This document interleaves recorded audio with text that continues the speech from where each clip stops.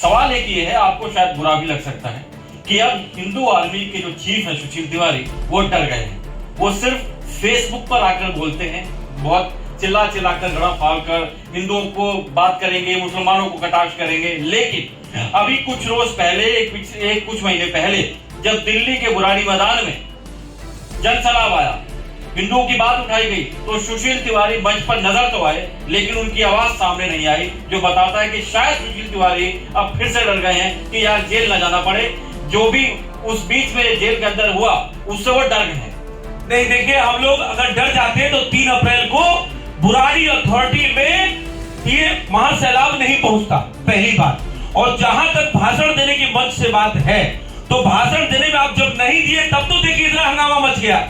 जब भाषण, मैंने कहा ना कि वामपंथी इतने ज्यादा एक्टिव हैं कि ये बिना मतलब की ट्रेंडिंग कर देते हैं। जितने वामपंथी पत्रकार थे वो इंतजार कर रहे थे कि सुशील तिवारी या पिंकी चौधरी भाषण दे, लेकिन हम लोग की अंततः ये बात हुई थी कि नहीं, हम जिस लक्ष्य के लिए आए हैं, तो हम आए थे समान नागरिक संहिता के लिए वहां गए थे, और वो हमारा समान नागरिक संहिता कहीं ना कहीं आज देश के अंदर अमित शाह जी और 52 वर्षों के बाद जो ईश्वरीय अवतार मोदी जी हैं, उसको लागू करने जा रहे हैं। हमारा लक्ष्य भेदना काम है, प्रोपोगंडा करना काम नहीं है। और अगर डर जाते तो 3 अप्रैल को हम चाहते ही नहीं भाई।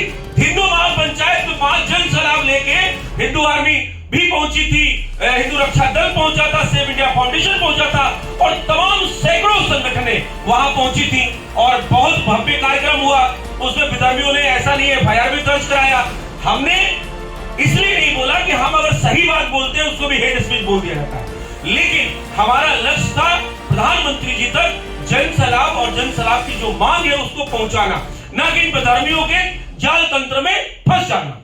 एक सवाल यहाँ पर ये उभर कर आता है कि एक रैली होती है जंतर मंतर पे, कुछ लीडर्स वहां पर जाके बात करते हैं और हेट स्पीच बोलकर उनको जेल में डाल दिया जाता है। वहीं पर अगर हम मुस्लिम कुछ इमामों की बात करें या जो टीवी डिबेट्स पे लोग आते हैं, वो लोग जब स्पीच देते हैं तो वो टीवी डिबेट्स तक रह जाती है, या बहुत से ऐसे वीडियो सामने आते हैं जो ये बताता है कि वहां से भी हेट स्पीच आती है। क्या आपको लगता है कि वहां पर FIR ना होना और जेल जो होने की जो प्रक्रिया है वो ढीली होना, और हिंदुओं की तरफ से या हिंदू आर्मी की तरफ से जब कुछ आता है उनको तुरंत जेल की कार्रवाई कराना, आपको लगता है कि आपके संगठन में, आपके लोगों में या हिंदू जो ये संगठन चल रहे हैं उनमें कहीं ना कहीं एकता की कमी है? नहीं, देखिए, ये बात आपकी सही है, लेकिन मैं इससे बिल्कुल विपरीत हूं। मैंने बताया कि देखिए 600 साल मुगलों का, 200 साल अंग्रेजों का, और 70 साल जो है गयासुद्दीन गाजी के परिवार का राज रहा हुआ है। सारे ब्यूरोक्रेट्स कॉन्स्टिट्यूशन में, न्यायपालिका में कहीं ना कहीं ये सारे के सारे भरे हुए हैं। और जहां तक मीडिया तंत्र की बात करेंगे तो मीडिया तंत्र में आज 80% वामपंथ काबिज है। अब ट्विटर पे बात करेंगे, फेसबुक पे बात करेंगे, इंस्टा पे बात करेंगे, यूट्यूब पे बात करेंगे, और जितने भी ट्रेंडिंग सोशल मीडिया का प्लेटफॉर्म है, सारे पे सारे ये जो आक्रांता है, ये विधर्मी है, एक्टिव है, ये तुरंत दिल को ताड़ा बना देते हैं। ठीक है, और ये बात सत्य है कि हमारी तरफ से थोड़ी सी कमी है, जो जन जागृति आ रहा है और बहुत ज्यादा आया हुआ है। हम भी, ऐसा नहीं है, प्रशांत कनौजिया के खिलाफ जब उसने हमारे ही ट्वीट को रीट्वीट किया और उसको एडिट करके रीट्वीट किया, तो उसको जेल, योगी जी ने 3 महीना जेल में रखा था। इलाहाबाद हाई कोर्ट से उसने जो है बेल लिया था। तो ऐसा नहीं है कि उन पे कार्रवाई नहीं होती है। आज आप देखेंगे तो सबसे ज्यादा बुलडोजर उन पे चढ़ रहा है। एक पत्थर फेंक के देखें, बुलडोजर योगी जी का तुरंत घर पे 200 में पहुंच जाता है। सुशील जी, आप योगी जी और भाजपा जी की बड़ी तारीफ करते हैं। योगी जी, मोदी जी, भाजपा जी, आपके लिए भाजपा जी की बहुत तारीफ करते हैं। 2 महीने से अधिक वक्त आपने जेल में काटा, आपके लिए कोई सपोर्ट, कोई सहयोग सामने आया भाजपा की तरफ से? बिल्कुल, देखिए, ऐसा है कि ये दिल्ली का न्यायपालिका है, बिहार जेल है, समझ कर आपको जवाब देने की बिल्कुल नेशनल इशू था। हाँ। ये नेशनल इशू इन लोगों ने बना दिया था। विधर्मियों ने, चाहे असदुद्दीन अवैसी ने लोकसभा अध्यक्ष जी को लिख के दिया, ओम प्रकाश बिरला जी को। ओम प्रकाश बिरला जी ने गृह मंत्रालय को भेजा, गृह मंत्रालय ने एक अपनी कार्रवाई वहां, गृह मंत्रालय ने अपना वहां दिया कनॉट प्लेस थाने में। कनॉट प्लेस थाने ने न्यायपालिका कार्रवाई करी, लेकिन बीच में तमाम कोविड प्रोटोकॉल और तमाम छुट्टियां थी, इसकी वजह से लंबा जरूर हम लोग को वहां बिताना पड़ा। लेकिन कुल मिला के ये है कि मैं ये नहीं कह सकता कि भारतीय जनता पार्टी, हमारे खासकर योगी जी और मोदी जी, आपको अगर नहीं दिखता अगर आज मैं यहाँ वक्तव्य दे रहा हूं, ये योगी जी देखेंगे और एक एक चीज देखते हैं। ऐसा नहीं है, मोदी जी भी देखते हैं, उनके पास सारी जो इंटेलिजेंस है सारी चीजें पहुंचाती हैं कि कौन कौन संगठनें राष्ट्र हित में भारतीय जनता पार्टी को, राष्ट्रवादी पार्टियों को मजबूत करती हैं और राष्ट्रवाद के लिए काम करती हैं। ऐसा नहीं, उनको सारा नॉलेज है और वहां से समर्थन मिलता है। और ये बात सही है, मैंने फिर कहा कि कॉन्स्टिट्यूशन में और न्यायपालिका में विधर्मी बैठे हुए हैं। उन्होंने, जैसा कि दिल्ली की बात अगर आप करें तो वहां एक विधर्मी सरकार है अरविंद केजरीवाल की। ये जरूर है कि 153 ए हेट स्पीच मामले में तिहाड़ जेल में हम लोग रहे, 8 योद्धा रहे वहां, लेकिन उस जो वहां का वकील होता, सरकारी वकील होता, वो राज्य सरकार का होता है और उसमें हम लोगों को जेल में रखने का काम अरविंद केजरीवाल का था। इसको बिल्कुल ऑफिशियल बयान के साथ आपके चैनल के माध्यम से मैं देश को ये बात बताना चाहता हूं कि इसमें कहीं भी राष्ट्रवादी सरकारों का हाथ नहीं था। वहां पे जो वकील था, वो सरकारी जो वकील होता है वो अरविंद केजरीवाल का राज्य सरकार का होता है और उसने हम लोगों को बेल ना होने देने में सबसे बड़ा हाथ किसी का था तो वो केजरीवाल का था। चलिए, सवाल यहाँ पर हिंदू आर्मी तक थे।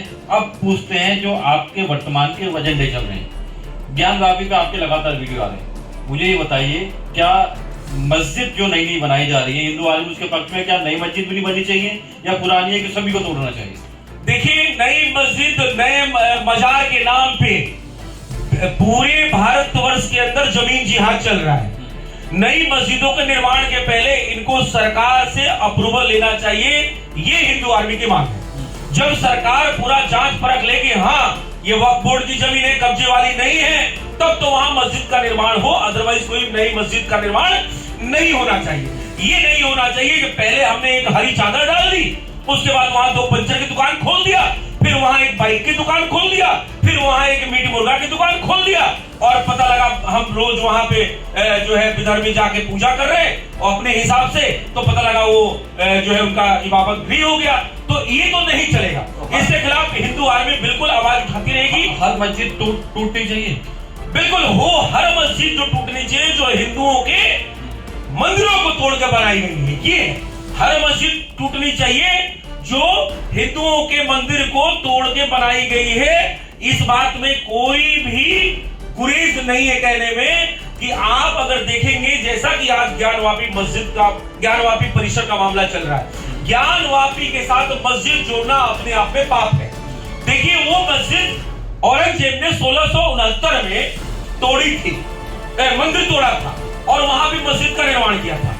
औरंगजेब ने ज्ञानवापी मस्जिद नाम नहीं रखा था, वहां पे नाम रखा था आलमगीर मस्जिद।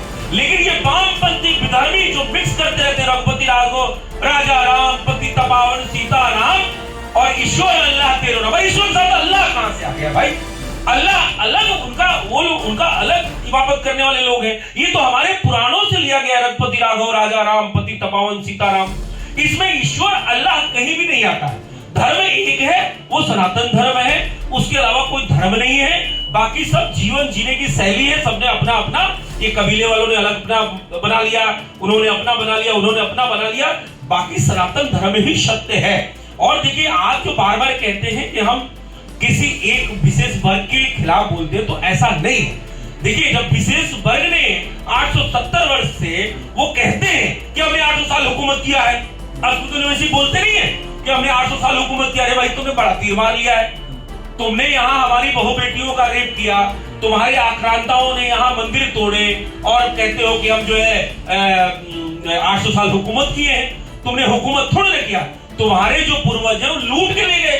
भाई आज ज्ञानवापी परिषद का मामला चल रहा है, वहां हमारे भगवान शिव का जो गर्भगृह है वो पाया गया है सर्वे में। अब उस सर्वे के अंदर वो कह रहे हैं कि फवारा है, तो कहने का मतलब इनको तो ज्ञान है नहीं।